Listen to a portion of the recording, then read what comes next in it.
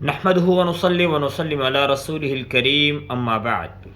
بھائی اور دوستو، دین اسلام میں نماز کی اہمیت اور حیثیت ایسے ہے جیسے انسان کے جسم میں سر کی حیثیت ہے۔ تو نماز مسلمانوں کے ذمے 5 ٹائم ڈیلی روزانہ ہے، اور نماز کے اوپر اللہ تعالیٰ جل شانہ کی ذات ڈھیروں اجر عطا فرماتے ہیں۔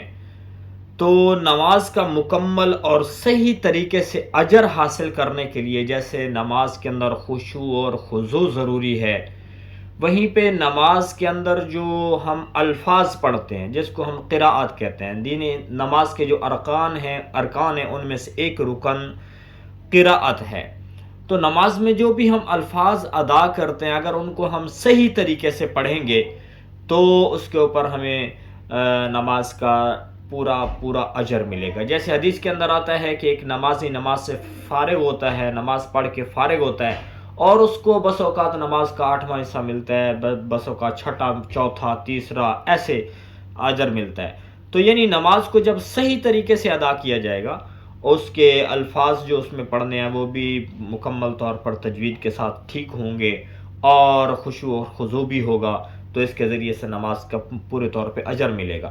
تو آج ہم نماز میں پڑھی جانے والی تکبیر کے بعد جو ثنا ہے، یعنی جس کے ذریعے سے نماز کی ابتدا ہوتی ہے، وہ اس کو ہم سیکھتے ہیں کہ یہ جو الفاظ ہیں ثنا کے، یہ الفاظ کیسے ہیں اور پھر ان کا مفہوم کیا ہے، تشریح کیا ہے۔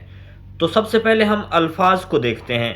تو یہاں پہ ہم سب سے پہلے پڑھتے ہیں اللہ اکبر، یعنی تکبیر کہنے کے بعد یہ الفاظ پڑھتے ہیں سبحانک اللہم وبحمدک وتبارک اسمک وتعالی جدک ولا الہ غیرک۔ تو یعنی یہاں پہ سب سے پہلے سین ہے، اس کو صحیح سے ادا کرنا ہے۔ سین اور سا میں فرق ہے۔ تو سین کو جب پڑھیں گے تو ہم اپنے جو سامنے والے ٹیتھ ہے، دانت ہیں، ان کو ذرا کلوز کریں گے، قریب کریں گے تو سین کا ساؤنڈ آتا ہے۔ اور یہ جو ہا ہے، ہا کو تو ہم تھروٹ سے، گلے سے پڑھتے ہیں، اور اس کے اوپر سٹینڈنگ زبر ہے، کھڑا زبر ہے، تو اس کو تھوڑا لانگ کر کے بولنا ہے، لمبا کریں گے۔ اور آفٹر اس کے نون اور کاف جو ہے اس کو نارمل پڑھنا ہے، اس کو لمبا نہیں کرنا، اور کاف کو پھر لام کے ساتھ ملائیں گے، اور لام کے اوپر سٹینڈنگ زبر ہے، کھڑا زبر ہے، تو اس کو تھوڑا لمبا کرنا ہے۔ اور ہا جو ہے، یہ ہا جو ہے اس کو ہم چیسٹ سے بولتے ہیں، سینے سے اس کا ساؤنڈ نکلتا ہے۔ اور پھر ہا کو میم سے ملائیں گے تو میم کے اوپر شد ہے، تو یہاں پر غنہ بھی کریں گے، یعنی یوں بولیں گے سبحانک اللہم وبحمدک، اور وبحمدک، واو کے بعد با، ہا، میم، یہ سب لیٹر جو ہیں بالکل ان کو نارمل پڑھنا ہے، ان کو کسی کو بھی لمبا نہیں کرنا۔ البتہ ہا جو ہے اس کو گلے سے پڑھنا ہے کیونکہ یہ بڑے والا ہا ہے۔ وبحمدک وتبارک اسمک، اور یہاں تبا کی وتبا، با کے بعد الف ہے تو یہ الف مد ہے، اس کو تھوڑا لانگ کریں گے 1 سیکنڈ کے لیے۔ وتبارک اسمک، اور کاف کو سین سے ملائیں گے، اور سین کے اندر وصل کا ساؤنڈ آتا ہے۔ اور وتعالی جدک، عین کے بعد الف ہے تو عین کو بھی لانگ کریں گے، لام کے اوپر سٹینڈنگ زبر ہے، کھڑا زبر ہے، اس کو بھی تھوڑا لمبا کر کے پڑھیں گے۔ تو وتعالی جدک ولا الہ غیرک، اور ولا، یہاں پہ لام کے بعد الف مد ہے، اس کے اوپر چھوٹا مد بھی ہے، تو اس لیے لام کو تھوڑا 1-2 سیکنڈ کے لیے لمبا کر کے پڑھنا ہے۔ الہ، لام کے اوپر یہاں پر بھی کھڑا زبر ہے، یہ جو الہ کی ہا ہے، لام ہے، اس کے اوپر بھی کھڑا زبر ہے، تو اس کو بھی تھوڑا لانگ کریں گے۔ ہا کو پھر پڑھیں گے تو ہا کا ساؤنڈ جو ہے وہ چیسٹ سے آتا ہے، ہا ہا ہا ہا، ایسے اس کا ساؤنڈ آتا ہے سینے سے۔ ولا الہ غیرک، تو ہم ایک دفعہ پھر اس کو دہراتے ہیں سبحانک اللہم وبحمدک وتبارک اسمک وتعالی جدک ولا الہ غیرک۔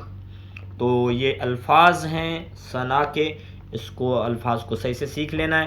اور پھر اس کے بعد اس کا ترجمہ، یعنی جب ہم نماز کے اندر خشوع و خضوع کو قائم کرنا چاہتے ہیں تو اگر نماز کے اندر جو ہم تکبیر کہتے ہیں اللہ اکبر، جب ہم تکبیر کہنے لگے اور ہمارے ذہن میں یہ ہو کہ میں یہ کہہ رہا ہوں کہ اے اللہ تو سب سے بڑا ہے، اللہ تو سب سے بڑا ہے، تو انسان کے اندر خشوع خود بخود پیدا ہو جاتا ہے. انسان کی طبیعت جو ہے وہ، یعنی اس کے اندر طبیعت میں اللہ جل شان کی ذات کا ذہن میں دھیان آئے گا اور اس کے اندر خشوع و خضوع پیدا ہوگا. تو سبحانہ کا ترجمہ یہاں پہ بھی لکھا ہوا ہے، اور سبحانہ کا اللہم کا ترجمہ ہوتا ہے اے اللہ. تو یہاں پہ یعنی بندہ جو ہے جب نماز میں یہ الفاظ پڑھتا ہے تو اللہ کی ذات سے عرض کرتا ہے اے اللہ تو پاک ہے، تیری ذات پاک ہے، وَبِحَمْدِكَ، اور تعریف کے قابل تو ہی ہے، جتنی بھی تعریفیں ہیں وہ تیرے لیے ہیں. وَتَبَارَكَ اسْمُكَ، اور یہاں پہ سبحانہ کا یعنی اللہ تو پاک ہے، یعنی بندہ یہ کہتا ہے کہ اللہ تعالیٰ کی ذات کے اندر کسی چیز کی کمی ہے ہی نہیں، یعنی کسی نقص کی، کسی کمی کی نسبت اللہ کی طرف کرنا ناممکن ہے ہی نہیں. اللہ کی ذات پاک ہے اور ہر عیب سے پاک ہے. وَبِحَمْدِكَ، اور دنیا کے اندر تو کیا جتنی بھی تعریفیں، تعریف کی جتنی بھی اقسام ہیں، تعریف کے قابل صرف اللہ کی ذات ہے. باقی جتنی بھی مخلوق ہے ان کے اندر جو ہے کوئی بھی کمی پائی جا سکتی ہے وہ، لیکن اللہ کی ذات تعریف کے قابل ہے. وَتَبَارَكَ اسْمُكَ، اور اے اللہ تیرا نام مبارک ہے، برکت والا ہے. اب اللہ جل شان کی ذات کا نام جو ہے برکت کے لیے ہم لیتے ہیں، یعنی جب بھی کوئی انسان اچھا کام کرنے لگتا ہے تو شریعت نے ہمیں حکم دیا ہے کہ ہم کیا کریں، اس کو بسم اللہ کے ذریعے سے اس کی ابتدا کریں. اللہ کا نام لے کر اس کی شروع کریں گے اس کام کو تو اس میں برکت ہوگی. اللہ تعالیٰ کے نام کی برکت کی وجہ سے وہ جو کام ہے وہ کام ہمیں یعنی وہ کام کرنا ہمارے لیے آسان ہو جائے گا، اس کے ذریعے سے ہمیں اجر بھی ملے گا. وَتَعَالَى جَدُّكَ، اور اللہ کی شان بلند ہے اور تیری ذات بلند ہے، تیری بزرگی بلند ہے. یہاں پر انہوں نے ورڈ لکھا ہے، یعنی مطلب یہ ہے کہ اللہ کی شان بلند و برتر ہے. وَلَا إِلَهَ غَيْرُكَ، اور اے اللہ تیری ذات کے سوا کوئی عبادت کے لائق نہیں. وَلَا إِلَهَ غَيْرُكَ، تیرے سوا کوئی عبادت کے لائق نہیں، کوئی معبود نہیں.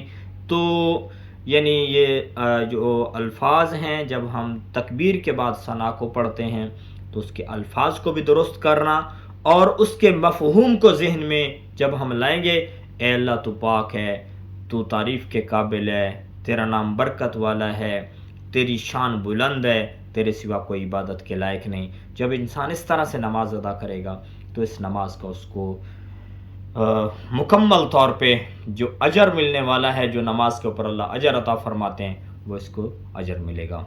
تو ہم الفاظ کو بھی درست کریں اور اپنے دھیان کو بھی درست کریں انشاءاللہ. باقی جو نماز کے جتنے بھی باقی آگے ہم تعوذ پڑھتے ہیں، تسمیہ پڑھتے ہیں، تو انشاءاللہ اس کے اوپر بھی تھوڑی تھوڑی بات انشاءاللہ کریں گے بعد میں.